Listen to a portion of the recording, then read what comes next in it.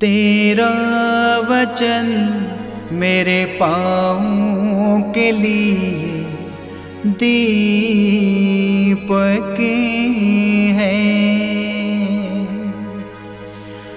और मेरे मार्ग का उजियाला है। तेरा वचन मेरे पाँवों के लिए दीपक है। 16 अगस्त पहला पाठ इज़ेकियल का ग्रंथ अध्याय 28 पद संख्या 1 से 10 तक। प्रभु की वाणी मुझे ये कहते हुए सुनाई दी, मानव पुत्र, तिरुस के शासक से कहो, प्रभु ईश्वर ये कहता है, तुमने अपने घमंड में कहा, मैं ईश्वर हूँ, मैं समुद्र के बीच एक दिव्य सिंहासन पर विराजमान हूँ। किंतु तुम ईश्वर नहीं बल्कि निरे मनुष्य हो। फिर भी तुम अपने को ईश्वर के बराबर समझते हो। हाँ, तुम दानिएल से भी बुद्धिमान हो और कोई भी रहस्य तुमसे छिपा हुआ नहीं है। तुमने अपनी बुद्धिमानी और सूझबूझ से धन कमाया और अपने कोषों में चांदी सोना एकत्र किया है। तुम अपने व्यवहार कौशल के कारण बड़े धनी बन गए हो और इस धन के साथ साथ तुम्हारा घमंड भी बढ़ गया है।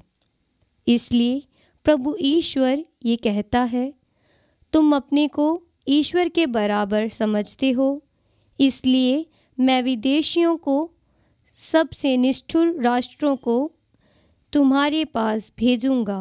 वह तलवार खींचकर तुम्हारी अपूर्व बुद्धिमानी पर आक्रमण करेंगे और तुम्हारा घमंड चकनाचूर कर देंगे। वह तुम्हें अधोलोक पहुंचा देंगे और तुम समुद्र के बीच तलवार के घाट उतार दिए जाओगे। जब तुम हत्यारों का सामना करोगे तो क्या तुम ईश्वर होने का दावा करोगे?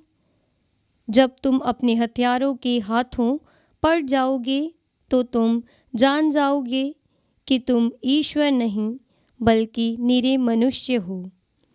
तुम विदेशियों के हाथों पड़कर बेखतना लोगों की मौत मरोगी, क्योंकि मैंने ऐसा कहा है। ये प्रभु ईश्वर की वाणी है। ईश्वर को धन्यवाद। भजन अनुवाक्य। मैं ही जीवन और मरण का विधाता हूँ। मैं ही जीवन और मरण का विधाता हूँ। मैंने कहा कि मैं उन्हें मिट्टी में मिलाकर मनुष्यों में से उनकी स्मृति मिटा सकता हूँ, किंतु तब उनके शत्रु शेखी मारते और उसका गलत अर्थ लगाते हुए कहते। अनुवाक्य। मैं ही जीवन और मरण का विधाता हूँ। ये हमारे बाहुबल की विजय है। इसमें प्रभु ने हस्तक्षेप नहीं किया। वह एक नासमझ राष्ट्र है, उनमें विवेक का अभाव है। अनुवाक्य। मैं ही जीवन और मरण का विधाता हूँ। यदि उनकी चट्टान ने उन्हें नहीं बेचा होता, यदि प्रभु ने उनका परित्याग नहीं किया होता, तो कैसे एक व्यक्ति 1000 लोगों को खदेड़ सकता? कैसे 2 व्यक्ति 1,00,000 लोगों को भगा सकते? अनुवाक्य। मैं ही जीवन और मरण का विधाता हूँ। उन लोगों की विपत्ति का दिन निकट है और उनका सर्वनाश शीघ्र ही होगा। वह अपनी प्रजा को न्याय दिलाएगा और अपने सेवकों पर दया करेगा। अनुवाक्य। मैं ही जीवन और मरण का विधाता हूँ। जय घोष। हालेलुया। अनुवाक्य। हालेलुया। प्रभु ईसा मसीह धनी थे, किंतु आप लोगों के कारण निर्धन बन गए, जिससे आप उनकी निर्धनता द्वारा धनी बन गए। अनुवाक्य। हालेलुया। पवित्र सुसमाचार संत मत्ती के अनुसार अध्याय 19 पद संख्या 23 से 30 तक। तब ईसा ने अपने शिष्यों से कहा, मैं तुम लोगों से यह कहता हूँ, धनी के लिए स्वर्ग के राज्य में प्रवेश करना कठिन होगा। मैं यह भी कहता हूँ कि सुई के नाके से होकर ऊंट का निकलना अधिक सहज है, किंतु धनी का ईश्वर के राज्य में प्रवेश करना कठिन है। यह सुनकर शिष्य बहुत अधिक विस्मित हो गए और बोले, तो फिर कौन बच सकता है? उन्हें स्थिर दृष्टि से देखते हुए ईसा ने कहा, मनुष्यों के लिए तो ये असंभव है, ईश्वर के लिए सब कुछ संभव है। तब पेतरुस ने ईसा से कहा, देखिए, हम लोग अपना सब कुछ छोड़कर आपके अनुयायी बन गए हैं, तो हमें क्या मिलेगा?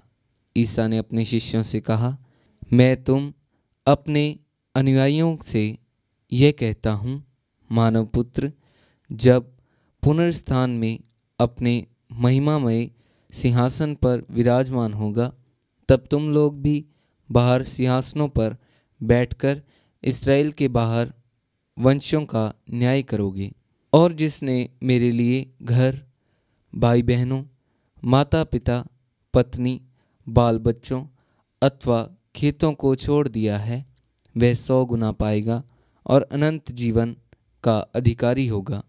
बहुत से लोग जो अगले हैं पिछले हो जाएंगे, और जो पिछले हैं अगले हो जाएंगे।